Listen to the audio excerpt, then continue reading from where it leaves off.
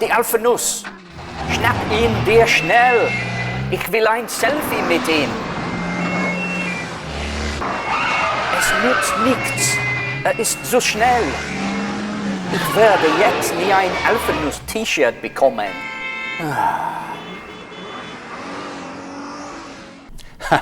Hi folks. So the 1983 James Bond film Octopussy, featuring the athletically eyebrowed Roger Moore, was my first real introduction to the Alfa Romeo GTV6. And I must say, it looked pretty sleek and cool being thrashed around the streets of West Germany by Bond himself, despite him being dressed like somebody on their way to a Duran Duran audition. For me, the 116 series GTV was by far the prettiest and swoopiest design of the era, and it came from the pen of Guigiaro at Ital Design, of course. Some say that the GTV was styled with references to the earlier Montreal, but if that was the case, they've got to be quite subtle. Now, the earliest models of the 116 GTV featured a 1.8 litre engine and then a 1.6 and a 2 litre twin cam, but if you know anything about me, you'll know that my favourite engine is the famous brainchild of Giuseppe Busso. So the model that I'm going to be discussing today is the most desirable in the range, the 2.5 litre V6 Busso engine version, which was launched in 1980 to much acclaim from the motoring press.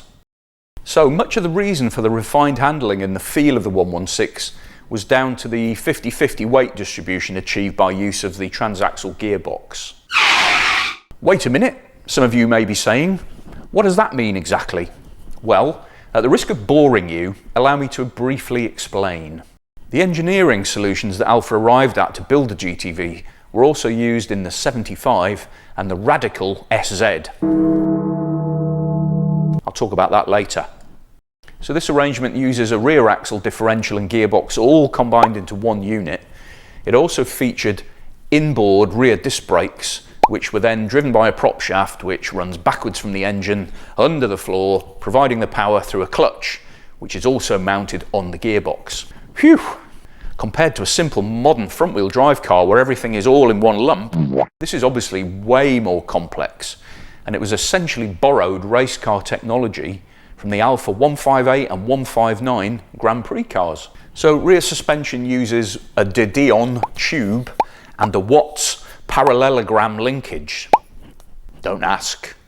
So the so-called inboard mounted brakes also means that if you want to change your discs or calipers or anything like that, you have to dismantle half of your car. Clever engineering sometimes has drawbacks. Now, you may have seen that I currently have a 1987 Alfa 75, and this car has almost exactly the same running gear and engine as the GTV6, and all the same challenges when it comes to the complexity. For instance, my 75 has a serious vibration from the rear at over 50 miles an hour, and without getting specialist advice, I'm not sure if it's the prop shaft which is not balanced properly or just a rear wheel. So I'm really hoping that it's a wheel, as getting help with balancing a prop that spins at engine speed, i.e. fast, will be a lot more effort and expense. I won't even mention the crunchy gearbox. Ooh, there's quite a lot of vibration when you're accelerating hard. I wonder if that's the prop shaft. Having said all that, don't be put off by the apparent complexity of the GTV's layout. It all works great, and there are several UK and international specialists who provide parts and services for the transaxle Alfas. In the UK, notable specialists are EB Spares and Alex Duke Motorsports, but there are others as well. Now, you may remember that a couple of years ago I bought a 1983 GTV 2 litre, and I was hoping to restore it and use it as a regular driver once it was tax and MOT'd exempt. The car looked mostly solid on the outside, and the interior was in lovely original condition. However, when I put the car on a lift to have a look underneath, I was forcibly reminded of what David Cerrone said in his video about restoring his GTV6 Eleonora. Devastata. La prima volta che l'ho portata qui ho provato ad alzarla sul ponte, il ponte andava su e la macchina rimaneva giù, e questo è stato il primo avviso da parte della mia GTV6. The lift went up and the car stayed on the floor.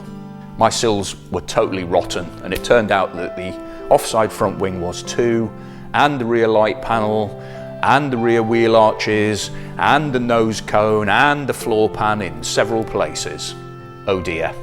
In the end, I made an executive decision, and I sold the car to a local guy who spent all his time restoring cars. He had the necessary welding and bodywork resources to bring the GTV back to life. I've got to be honest, I was pretty sad as he towed it away. I'd always fancied owning a 116 GTV since that memorable day at the cinema in 1983. And this certainly wasn't the outcome that I'd imagined in my head. Never mind, plenty more fish in the sea, as my mum used to tell me. So come on, don't you dare try and tell me that you don't want one. We all know that would be a big, fat fib. So what you get with a GTV6 compared to, say, a 105 GTV Alfa or even an SZ is a beautifully styled, sophisticated coupe that has excellent handling, balance and steering, a frankly awesome engine note, and enough power to have some fun. You've got rear seats for kids, and all for a quarter of the price. A usably good GTV6 starts from around £10,000 here in the UK, although you can find project cars for less. And for a Concours example, you'd need to budget over £35,000. Compared to an Alfaholics 105 GTAR at over £300,000, that seems like a huge bargain, doesn't it? So, what is a well-sorted GTV like to drive? Well, you may remember me featuring a beautiful orange Alfaholics restored Montreal belonging to my friend Alex, who also lives in Devon. Well, Alex told me recently that he'd only gone and bought another classic Alfa, this time a 116 GTV that had been reworked by none other than Alex Duke Motorsport in West Sussex, and now sported a 3-litre Busso V6 from a 75, along with uprated exhaust, brakes and suspension. Would you like a go in it? He asked.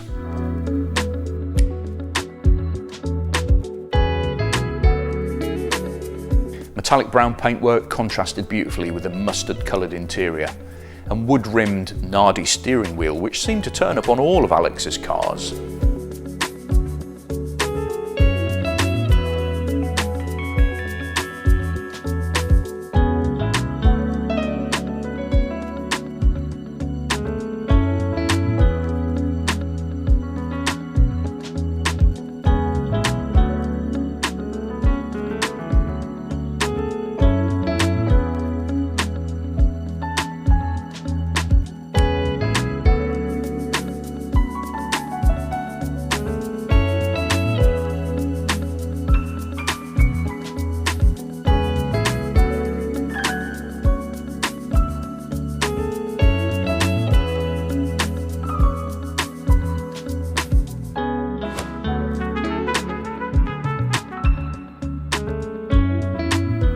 A big thank you to Alex for offering me the chance to feature the GTV and for patiently waiting for ages for me to edit and release the video.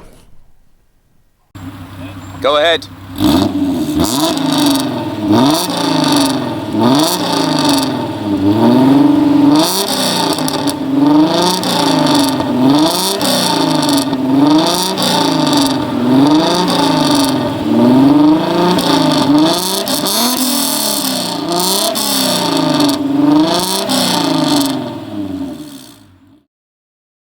Shall we? Yes.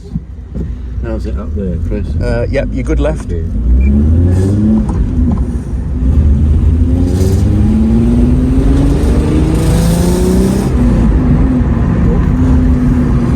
Oh, strimmers. Yeah, I Watch know. the strimmer. Yeah.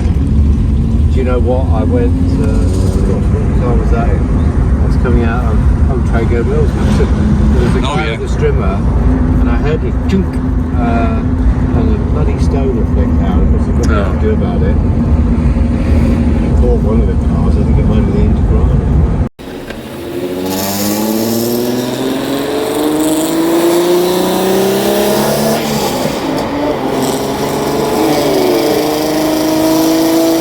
Listen to to that.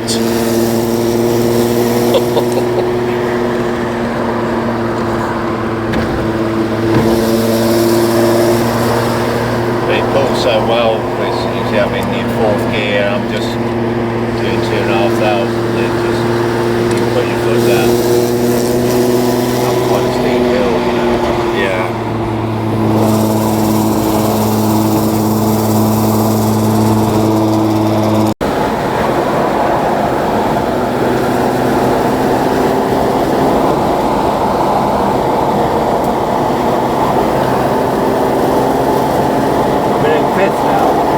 Wow, they're still pulling. Yeah. Change down.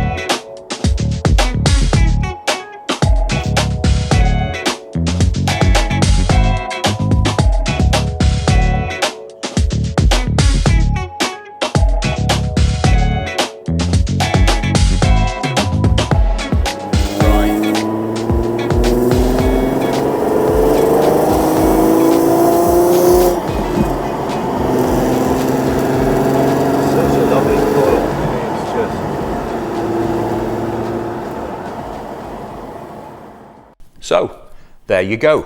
The Alfa GTV6. Best looking nose since Sophie Loren, cooler than a penguin's undercarriage, more flickable than Roger Moore's eyebrows, and still an amazing bargain compared to some of its contemporaries. Why on earth wouldn't you want one? Oh, wait.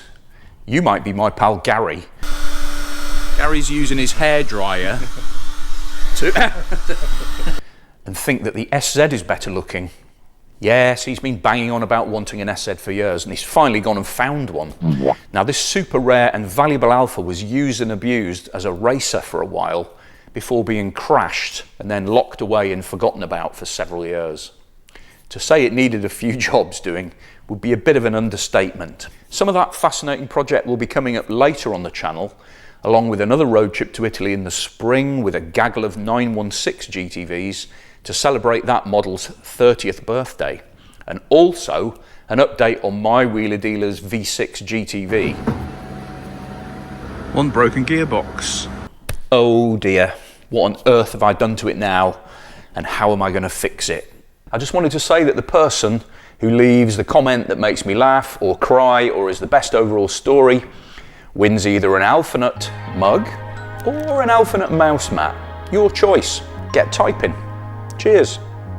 All this coming up soon, so please leave me a comment below and consider subscribing if you like my content. Cheers for watching and stay nutty.